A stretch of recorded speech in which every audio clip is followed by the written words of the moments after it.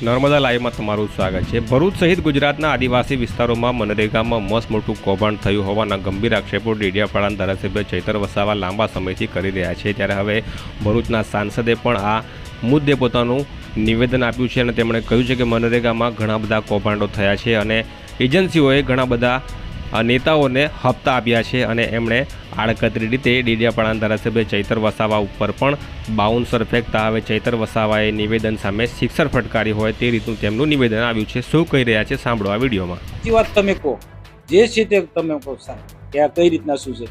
મને બહુ સ્પષ્ટ કહ્યું કે એમણે આ બધું સેટિંગ ગાંધીનગર લેવલથી હોય છે।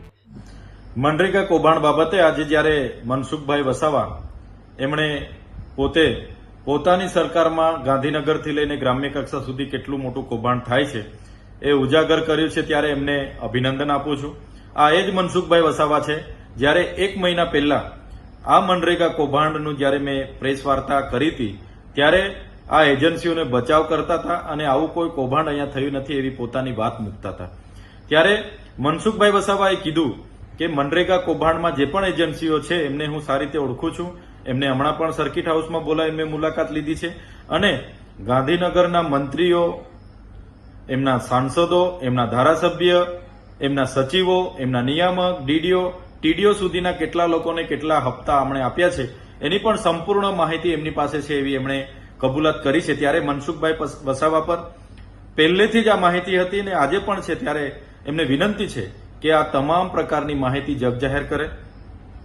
કોઈ પણ જિલ્લામાં જે પણ કૌભાંડો થયા છે એ કૌભાંડો એ એજન્સીઓને જ્યારે 2017 સુધી પંચાયતો પોતાની રીતે કામ કરતા હતા, ત્યારબાદ બચુભાઈ ખાબડ મંત્રી બન્યા અને એમના સાંસદોને સાથે રાખીને આ વિસ્તારમાં મટીરીયલ પૂરું પાડવાના નામે એ ચાહે જલારામ એન્ટરપ્રાઇઝ હોય, મુરલીધરન એન્ટરપ્રાઇઝ હોય, રાજ કન્સ્ટ્રક્શન હોય કે સર્વર્ણ કન્સ્ટ્રક્શન હોય, તમામ એજન્સીઓ લાવીને મટીરીયલ પૂરું પાડવાના નામે ટેન્ડરો આપવામાં આવ્યા।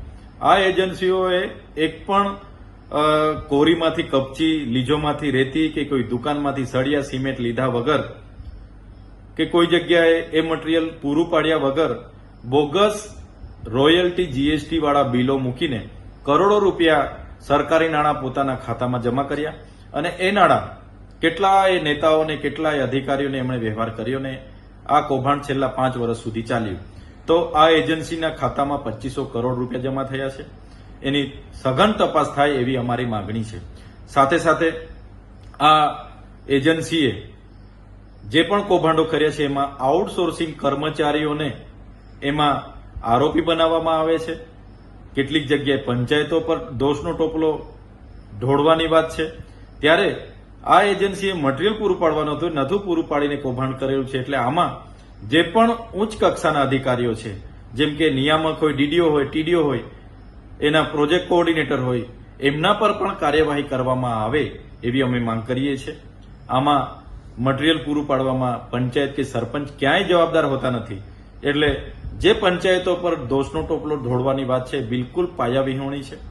સાથે સાથે હમણાં જે તપાસ ચાલી રહી છે એમાં મોટા ગજાના મંત્રીઓ, સાંસદો, ધારાસભ્ય, એમના સંગઠનના માણસોના નામો પણ બહાર આવે એવા છે અને મનસુખભાઈ પર માહિતી છે। ત્યારે આમાં મને લાગે છે આવનારા દિવસોમાં હાઈકોર્ટના નિવૃત્ત ન્યાયાધીશની અધ્યક્ષતામાં સીબીઆઈ, ઈડી અને જીએસટી વિભાગને સાથે રાખીને તપાસ કરવામાં આવે એવી અમારી માંગણી છે। જ્યારે પણ કોઈ વ્યક્તિ નાનો ગુનો કરે છે ત્યારે દાદાનું બુલડોઝર ત્યાં પહોંચી જાય છે, ગૃહમંત્રી શેખીઓ મારે છે કે કોઈને કોઈ ચમરબંધીને છોડવામાં નહીં આવે। ત્યારે મારે વિનંતી છે કે તમારો ઝીરો ભ્રષ્ટાચારની જે નીતિ છે એને સાબિત કરવા માટે, દાદાના બુલડોઝરનો પાવર સાબિત કરવા માટે ખૂબ સારો અવસર તમારી પાસે છે। આમાં તમે ઝીણવટથી, નિષ્પક્ષથી તપાસ કરાવો। જે પણ લોકો જવાબદાર હોય, તમારા સરકારના હોય, ચાહે વિપક્ષના હોય, ચાહે સંગઠનના હોય, ચાહે ગમે તે મોટા અધિકારીઓ, એના પર કાર્યવાહી કરી બતાવો એવી અમારી માંગણી છે।